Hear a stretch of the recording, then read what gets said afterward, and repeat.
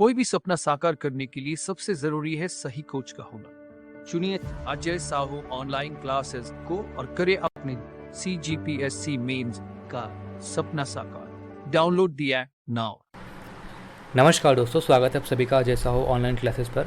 दोस्तों, छत्तीसगढ़ पंचायती राज अधिनियम के आज की क्लास में हम अनुसूचित क्षेत्रों में पंचायतों के लिए विशिष्ट उपबंध इस टॉपिक पर डिस्कस करेंगे। जैसा कि आप सभी को पता है कि छत्तीसगढ़ में बहुत सारे ऐसे क्षेत्र हैं जो आदिवासी क्षेत्र मतलब अनुसूचित क्षेत्र घोषित किया गया है। तो ऐसे क्षेत्र में पंचायतों के लिए कुछ विशेष उपबंध होता है, मतलब वहाँ पर कुछ अलग तरीके का नियम कानून होता है। तो उन सारे चीज़ों को आज की क्लास में हम पढ़ने वाले हैं। और अगर आप पंचायती राज अधिनियम के दृष्टिकोण से देखेंगे तो ये जो टॉपिक है वो बड़ा महत्वपूर्ण टॉपिक है। यहाँ से हमेशा क्वेश्चंस पूछे जाते हैं, तो वीडियो को बिल्कुल ध्यान से देखिएगा। वीडियो के अंत में कुछ इंपॉर्टेंट MCQs भी मैं डिस्कस कराऊंगा, जिससे आपको ये पता चल जाएगा कि क्वेश्चंस कैसे पूछे जाते हैं और आज जो भी पढ़ेंगे उसका प्रैक्टिस भी हो जाएगा। वीडियो शुरू करने से पहले आप सभी के लिए इन्फॉर्मेशन है, अगर आप घर बैठे एडीयू एग्जाम की तैयारी करना चाहते हैं तो कंप्लीट सिलेबस में आपको सारे सब्जेक्ट मिल जाएंगे सिर्फ 2799 रुपये में। और अगर आप पंचायती राज अधिनियम, ग्रामीण विकास और आजीविका के ही क्लासेस लेना चाहते हैं तो 1799 रुपये में आपको मिल जाएगा। इसमें आपको वीडियो के साथ PDF भी मिलेगा, डेमो आप देख सकते हैं, अनलिमिटेड व्यूज़ है, मतलब जितने बार चाहे वीडियोस को देख सकते हैं, 24 घंटे देख सकते हैं। ऐसा नहीं कि एक पर्टिकुलर टाइम पे आके देखना पड़ेगा, आप 24 घंटे देख सकते हैं। अगर आप वर्किंग है तो कभी भी क्लासेस देख सकते हैं, वीडियो को डाउनलोड करके देख सकते हैं। और कोई दिक्कत आए तो चैट का भी सपोर्ट रहेगा। और इससे अधिक जानकारी के लिए आप इस नंबर पर कांटेक्ट कर सकते हैं, ये हमारा व्हाट्सअप नंबर है, कॉल भी कर सकते हैं। क्लासेस आपको कहाँ पे मिलेगा? Ajay Sahu online classes application है जिसको आप प्ले स्टोर से डाउनलोड कर सकते हैं फ्री में, ठीक है।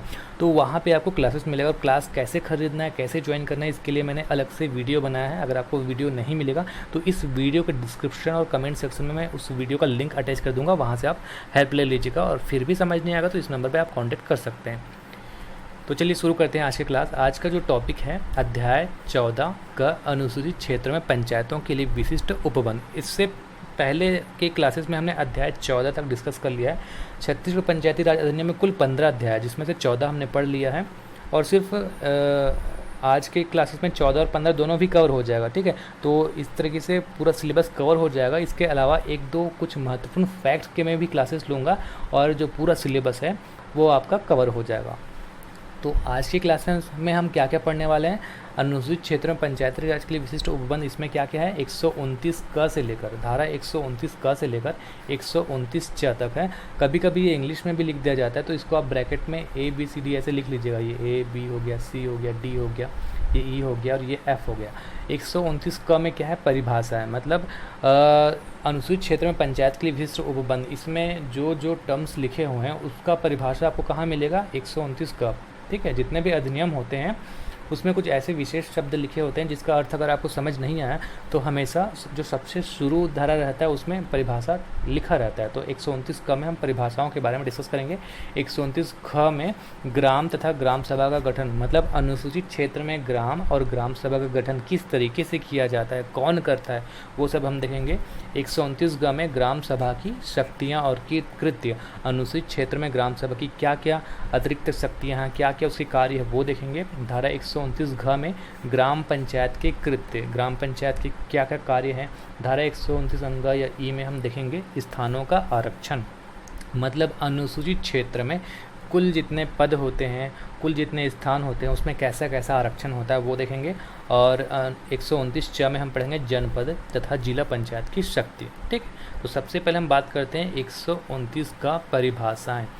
परिभाषा में क्या क्या हम पढ़ेंगे, जैसे ग्राम सभा का क्या मतलब होता है, ग्राम का क्या मतलब होता है, ये अनुसूचित क्षेत्र के संदर्भ में हम पढ़ रहे हैं। तो हम सबसे पहले देखते हैं ग्राम सभा। ग्राम सभा के संदर्भ में क्या लिखा हुआ है यहाँ पे? ग्राम सभा से अभिप्रेत, अभिप्रेत का मतलब होता है आशय। ग्राम सभा का मतलब है ऐसा निकाय जो उन व्यक्तियों से मिलकर बना है जिनके नाम ग्राम स्तर के निर्वाचन नामावलियों में सम्मिलित है, ठीक है। तो कभी भी ग्राम सभा के सदस्य का जो परिभाषा वह कैसे किया जाता है? ग्राम सभा के सदस्य कौन होते हैं? उस ग्राम में जितने भी लोग हैं, जैसे एडल्ट हो गए, 18 साल के हो गए हैं, तो वो अपना नाम जो है निर्वाचन नामावली में अंकित कराता है। अब जब उसका एक बार नाम निर्वाचन नामावली में अंकित हो गया, मतलब वो ग्राम सभा का बाय डिफ़ॉल्ट सदस्य हो गया। लेकिन अगर किसी का उम्र 20 साल है लेकिन पंचायत की जो निर्वाचन नामावली है उसमें उसका नाम दर्ज नहीं है, तो वो ग्राम सभा का सदस्य नहीं होगा। तो ग्राम सभा का ये मतलब होता है कि ऐसे लोगों से मिलकर बना हुआ निकाय जिनमें जितने भी निर्वाचन नामावलियों में सम्मिलित जिनका नाम होता है वो सारे लोग समाहित होते हैं। ठीक है, तो निर्वाचन नामावलियों वाले जो लोग होते हैं जिनका नाम होता है उन व्यक्तियों से मिलकर जो निकाय बनता है उसको ग्राम सभा कहा जाता है। फिर अगला है गाँव, मतलब ग्राम।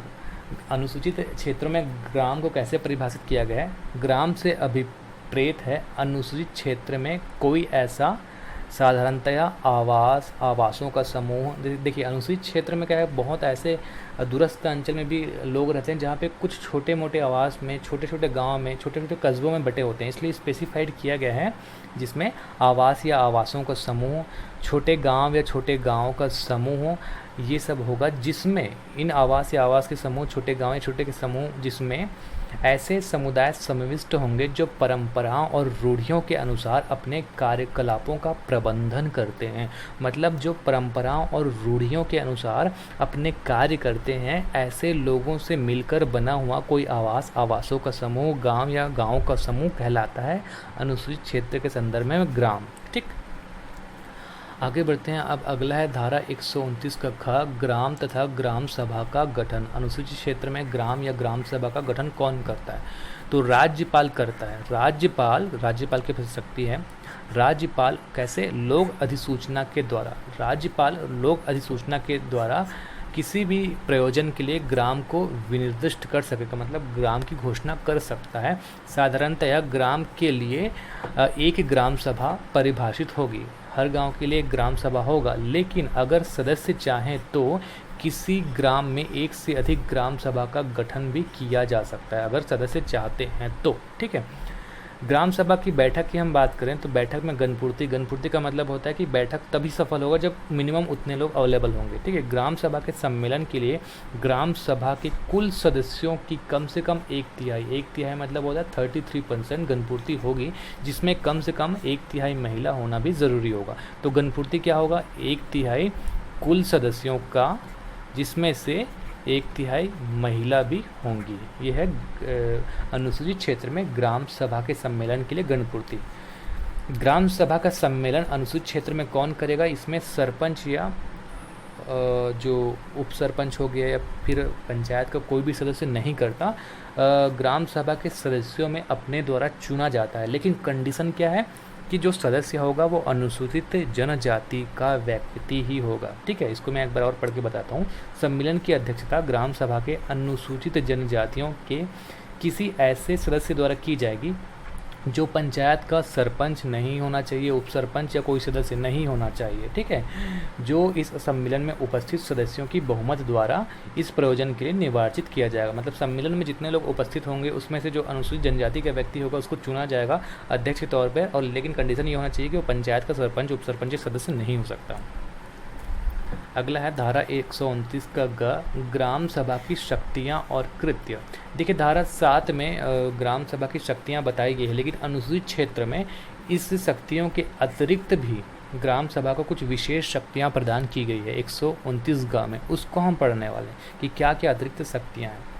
पहला, व्यक्तियों की परंपराओं तथा रूढ़ियों, उनकी सांस्कृतिक पहचान और सामुदायिक साधनों को तथा विवादों के निराकरण के रूढ़िगत ढंग को सुरक्षित तथा संरक्षित करना। देखिए ये जो भी विवाद होंगे उसको अपने परंपरा के हिसाब से, अपने रूढ़िगत हिसाब से सुरक्षित और संरक्षित कर सकता है। मतलब अपनी परंपराओं को सुरक्षित और संगठित करने का इनको अधिकार दिया गया विशेष। विवादों के जो भी मामला होगा उसको रूढ़िगत ढंग से निपटाने का इनको शक्ति है।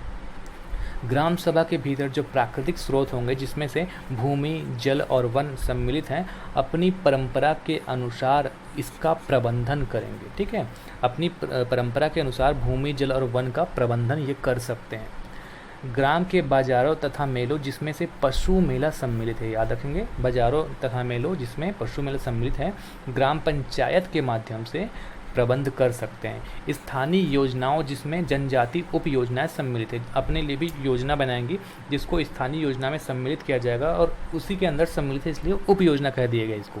जनजाति उप योजना सम्मिलित हैं, इसके जितने भी स्रोत होंगे आय व्यय पर नियंत्रण जो है ये रख सकते हैं और ऐसी कोई भी शक्ति का प्रयोग कर सकते हैं जिसको राज्य सरकार किसी भी विधि द्वारा इसको प्रदान कर सके। फिर अगला है धारा 129 का घ, ग्राम पंचायत के कृत्य। हमने अभी पढ़ा ग्राम सभा के बारे में, अब हम पढ़ेंगे ग्राम पंचायत के क्या क्या कृत्य हैं। तो निम्नलिखित कृत्य हैं: ग्राम के बाजारों जिसमें पशु मेला सम्मिलित हैं, चाहे वे किसी भी नाम से जाना जाए, इसका प्रबंधन करना। तो पशु मेला एक स्पेशली ध्यान में रख लेना। स्थानीय योजनाएं जिसमें जनजातीय उपयोजना सम्मिलित हैं, इसके व्ययों पर नियंत्रण रखना। तो सेम उसी के तरीके से सब चीज़ यहाँ पे लिखा हुआ है। और ऐसी शक्तियों का प्रयोग या कृत्यों का निर्वहन करना जिसको राज्य सरकार समय समय पर विधि के द्वारा दे सकती है। फिर अगला है धारा 129 का अंगा, स्थानों का आरक्षण। ये बड़ा इंपॉर्टेंट है ना, स्थानों का आरक्षण कैसे दिया जाता है। तो 129 अंगा में है स्थानों का आरक्षण। अनुसूचित क्षेत्र में प्रत्येक पंचायत में अनुसूचित जातियों, अनुसूचित जनजातियों के स्थान का आरक्षण उस पंचायत की जनसंख्या के अनुपात में किया जाता है। ये जो शब्द है ना, जनसंख्या का अनुपात, इसको अच्छे से याद रखना। हमेशा पूछा जाता है कि जनसंख्या मतलब स्थानों का आरक्षण कैसे किया जाता है। तो जनसंख्या के अनुपात में किया जाता है। ये देखा जाता है कि कितने अनुसूचित जाति के लोग हैं, कितने अनुसूचित जनजाति के लोग हैं, और एक अनुपात निकाल कर आरक्षण दिया जाता है। लेकिन एक कंडीशन भी है, अनुसूचित जनजातियों के लिए आरक्षण स्थानों की कुल संख्या के आधे से कम नहीं होगा। मतलब 50% से कम आरक्षण नहीं होगा अनुसूचित जनजातियों का। ठीक है, ये एक कंडीशन है। अनुसूचित जनजाति मतलब शेड्यूल ट्राइब, इनका जो आरक्षण है वो कुल संख्या से आधे से कम नहीं होना चाहिए। परंतु यह और भी कि अनुसूचित क्षेत्रों में सभी स्तर पर पंचायत के यथास्थिति सरपंच या अध्यक्ष के समस्त स्थान अनुसूचित जातियों के सदस्यों के लिए आरक्षित रहेगा। ये भी बड़ा महत्वपूर्ण है। आपको याद रखना है कि अध्यक्ष के जितने भी पद होंगे तीनों स्तर पर, जैसे ग्राम पंचायत हो गया, है ना, जनपद पंचायत हो गया, और एक हो गया जिला पंचायत। तीनों स्तर पर जो मेन होंगे अध्यक्ष, ग्राम पंचायत में सरपंच होता है, जनपद पंचायत में जनपद पंचायत का अध्यक्ष होता है, और जिला पंचायत में जिला पंचायत का अध्यक्ष होता है। तो ये जो सारे मेन होंगे, अध्यक्ष, सरपंच हो गया, जनपद पंचायत अध्यक्ष, जिला पंचायत अध्यक्ष, ये केवल और केवल अनुसूचित जाति शेड्यूल ट्राइब का ही व्यक्ति बन सकता है। ठीक है, परंतु एक और कंडीशन है कि यदि किसी ग्राम पंचायत में अगर कोई जनसंख्या है ही नहीं अनुसूचित जनजातियों का, तो उसमें जो पंच और सरपंच के जो पद हैं वो उनके स्थानों का अपवर्जन मतलब उसको ख़त्म कर दिया जाएगा। अगर है ही नहीं जनसंख्या तो स्थानों को जो आरक्षण रहेगा उसको समाप्त कर दिया जाएगा ग्राम पंचायती केस में। राज्य सरकार ऐसी अनुसूचित जनजातियों के व्यक्तियों को नाम निर्दिष्ट कर सकेगा। नाम निर्दिष्ट मतलब मनोनीत होता है। राज्य सरकार चाहे तो ऐसे अनुसूचित जनजातियों के व्यक्तियों का मनोनयन या नाम निर्दिष्ट कर सकेगी जिनका अनुसूचित क्षेत्रों में मध्यवर्ती स्तर पर, मतलब मध्यवर्ती स्तर मतलब खंड होता है, खंड मतलब जनपद पंचायत स्तर पर, या अनुसूचित क्षेत्रों में जिला स्तर पर पंचायत में कोई प्रतिनिधित्व नहीं है। तो कोई प्रतिनिधित्व नहीं है तो राज्य सरकार नाम निर्दिष्ट कर सकता है, लेकिन इसमें भी कंडीशन है, उसका नाम निर्देशन उस पंचायत में निर्वाचित किए गए कुल सदस्यों के 10 से अधिक नहीं होगा। मतलब 1/10 मतलब 10% से अधिक नाम निर्दिष्ट नहीं किया जा सकता। अनुसूचित क्षेत्रों में पंचायत के लिए अन्य पिछड़े वर्ग की जो आरक्षण होगा वो कैसे होगा देख लेते हैं। अन्य पिछड़े वर्गों के व्यक्तियों के लिए ऐसे स्थानों का आरक्षित किए जाएंगे जो अनुसूचित जातियों, अनुसूचित जनजातियों यदि हैं तो आरक्षित स्थानों के साथ मिलकर, मतलब अनुसूचित जाति, अनुसूचित जनजाति और ओबीसी अगर तीनों को मिलाएं तो समस्त स्थानों में 3/4 का आरक्षण नहीं होना चाहिए। मतलब सभी को मिलाकर 3/4 का जो आरक्षण है, मतलब 3/4 से ज़्यादा आरक्षण नहीं होना चाहिए। तो ओबीसी का आरक्षण कैसे देखा जाएगा? अनुसूचित जनजाति, अनुसूचित जाति और ओबीसी सबको मिलाकर आरक्षण जो 3/4 से अधिक नहीं होना चाहिए। इस तरीके से ओबीसी का आरक्षण तय किया जाता है। जनपद पंचायत तथा जिला पंचायत की शक्तियाँ 129 में है, धारा 129 में जनपद पंचायत तथा जिला पंचायत की शक्तियाँ। तो ये भी लगभग समान है, कुछ 1-2 पॉइंट ही आपको याद रखने हैं। किसी विनिर्दिष्ट मतलब स्पेसिफाइड इलाका मान के चलो, किसी विनिर्दिष्ट जल क्षेत्र तक के लघु जलाशयों की योजना बनाना, लघु जलाशयों का योजना बना सकता है तथा उस पर स्वामित्व कर सकता है, उसका प्रबंधन कर सकता है। समस्त सामाजिक सेक्टर याद रखना, समस्त सामाजिक सेक्टरों में अंतरित स्थानों तथा कृत्य कार्यों पर नियंत्रण, जितने भी सार्वजनिक स्थान हैं उसके जो भी नियंत्रण होगा, कार्य होगा, उस पर नियंत्रण। स्थानीय योजनाओं पर जिसमें जनजातीय उप योजनाएं सम्मिलित हैं, इसके स्रोतों व्ययों पर नियंत्रण, ये तो सबके लिए समान ही है।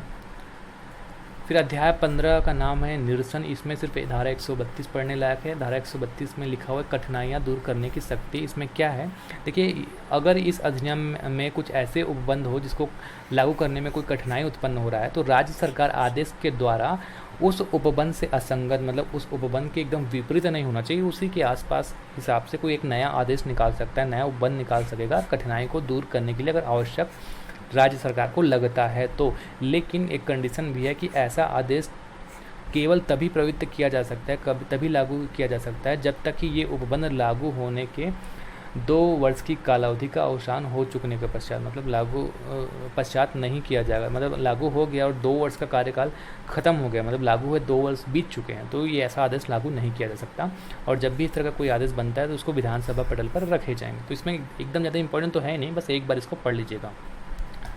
अब आज के क्लास से संबंधित हम MCQs डिस्कस करते हैं जो डायरेक्ट आपके एग्जाम में पूछे जा सकते हैं। पहला है, कौन से अध्याय में अनुसूचित क्षेत्रों में पंचायत के लिए विशिष्ट उपबंध का प्रावधान है। तो अध्याय, कौन से अध्याय का नाम है ये, अभी हमने पढ़ा है थोड़ी देर पहले, अध्याय 14 का। अनुसूचित क्षेत्र में ग्राम से अभिप्रेत है साधारणतः आवास या आवास का समूह, छोटे गांव या छोटे गांव का समूह जिसमें ऐसे लोग रहते हैं जो परंपराओं और रूढ़ियों के हिसाब से कार्य करते हैं। तो ऑप्शन सी इसका सही जवाब होगा। कौन से धारा में अनुसूचित क्षेत्र में ग्राम तथा ग्राम सभा के गठन का प्रावधान है। 129 ख, ये बहुत इंपॉर्टेंट है, याद रख लेना। अनुसूचित क्षेत्र में ग्राम का गठन कौन करता है, राज्यपाल करता है। कैसे करता है, लोक अधिसूचना के द्वारा। ऑप्शन सी सही जवाब होगा। अनुसूचित क्षेत्र में ग्राम सभा के सम्मेलन मतलब बैठक के लिए गणपूर्ति क्या होना चाहिए, मैंने आपको बताया कुल सदस्यों का 1/3 होना चाहिए, जिसमें से कम 1/3 महिला भी होना चाहिए। तो ऑप्शन डी इसका सही जवाब होगा। अनुसूचित क्षेत्र में ग्राम सभा के सम्मेलन की अध्यक्षता कौन करेगा, मैंने आपको बताया कि ग्राम सभा में अपने द्वारा निर्वाचित उपस्थित व्यक्ति द्वारा किया जाएगा, लेकिन कंडीशन ये होना चाहिए कि अनुसूचित जनजाति समूह का ही व्यक्ति होना चाहिए। और एक और कंडीशन है कि वो पंचायत के सरपंच, उप सरपंच या कोई सदस्य नहीं होना चाहिए। तो ऑप्शन डी इसका सही जवाब होगा। कौन सी धारा में अनुसूचित क्षेत्र में ग्राम सभा के शक्तियाँ और कृत्य है। ग्राम सभा के शक्तियाँ और कृत्य है 129 ग में। अनुसूचित क्षेत्र में ग्राम सभा के अतिरिक्त शक्तियाँ क्या क्या हैं, वे अपने परंपराओं और रूढ़ियाँ, उनकी संस्कृति के पहचान को सुरक्षित और संरक्षित कर सकती हैं। सामुदायिक साधनों तथा विवादों का जो निराकरण है वो रूढ़िगत ढंग से कर सकते हैं। और प्राकृतिक स्रोतों जिसमें भूमि, जल और वन सम्मिलित हैं, ग्राम के बाजार जिसमें पशु मेला सम्मिलित हैं, इन सब का प्रबंध कर सकती है। तो उपरोक्त सभी ऑप्शन डी सही जवाब होगा। अनुसूचित क्षेत्रों में ग्राम पंचायत की कृत्य क्या क्या है, ग्राम के बाजारों तथा पशु मेला जिसमें सम्मिलित हैं इसका प्रबंध करना, स्थानीय योजनाएं जिसमें जनजातीय उपयोजना सम्मिलित हैं, इस ऐसी योजनाओं के स्रोतों व्ययों पर नियंत्रण रखना, ऐसे अन्य कृत्य जो राज्य सरकार विधि के अधीन प्रदत्त कर सके। तो उपरोक्त सभी इसका सही जवाब होगा। अनुसूचित क्षेत्र में स्थानों का आरक्षण के संबंध में क्या क्या सही है, ST/SC मतलब अनुसूचित जनजाति जाति के स्थान के लिए आरक्षण अपनी अपनी जनसंख्या के अनुपात में होगा, ये सही है। परंतु अनुसूचित जातियों मतलब ST का जो आरक्षण है वो कुल संख्या से आधे से कम मतलब 50% से कम नहीं होगा, ये भी सही है। सरपंच और अध्यक्ष का जो पद है वो अनुसूचित जनजाति के लिए आरक्षित होगा, ये भी सही है। तो ऑप्शन डी उपरोक्त सही इसका सही जवाब होगा। अनुसूचित क्षेत्र में ग्राम पंचायत के सरपंच, जनपद, जिला पंचायत के अध्यक्ष कौन हो सकते हैं, केवल अनुसूचित जनजाति वर्ग का व्यक्ति हो सकता है। अनुसूचित क्षेत्र में अन्य पिछड़े वर्ग के लिए आरक्षण क्या प्रावधान है, स्थानों का आरक्षण इस तरह किया जाएगा कि अनुसूचित जाति, अनुसूचित जनजाति और OBC का आरक्षण समस्त स्थानों से 3/4 से अधिक ना हो। ऑप्शन डी इसका सही जवाब होगा। यदि अनुसूचित जनजाति क्षेत्र के किसी ग्राम पंचायत के अनुसूचित जनजातियों की संख्या नहीं है, अगर किसी ग्राम पंचायत क्षेत्र में अनुसूचित जनजाति की संख्या नहीं, तब मैंने आपको बताया था कि उसका पंच और सरपंच का जो आरक्षण है वो अपवर्जित मतलब समाप्त कर दिया जाएगा। ऑप्शन सी सही जवाब होगा। अनुसूचित क्षेत्र में जनपद एवं जिला पंचायत की शक्तियाँ क्या क्या है, लघु जलाशयों की योजना बना सकता है, उसका प्रबंधन और स्वामित्व कर सकता है, समस्त सामाजिक सेक्टरों और उनको अंतरिक्त स्थानों पर कृत्य कर सकते हैं, उसका नियंत्रण कर सकते हैं। स्थानीय योजनाएं जिसमें जनजातीय उपयोजना सम्मिलित है, इसके आय और व्ययों पर नियंत्रण कर सकते हैं, मतलब ऑप्शन डी इसका सही जवाब है। तो आज की क्लास में इतना ही पढ़ेंगे। अगर आपको ये वीडियो अच्छा लगा तो वीडियो को लाइक कर दीजिएगा, शेयर कर दीजिएगा, और अभी तक आपने चैनल को सब्सक्राइब नहीं किया है तो चैनल को सब्सक्राइब जरूर कर लीजिएगा और बेल आइकन को दबा दीजिएगा। तो आज की क्लास में बस इतना ही। नमस्कार, धन्यवाद।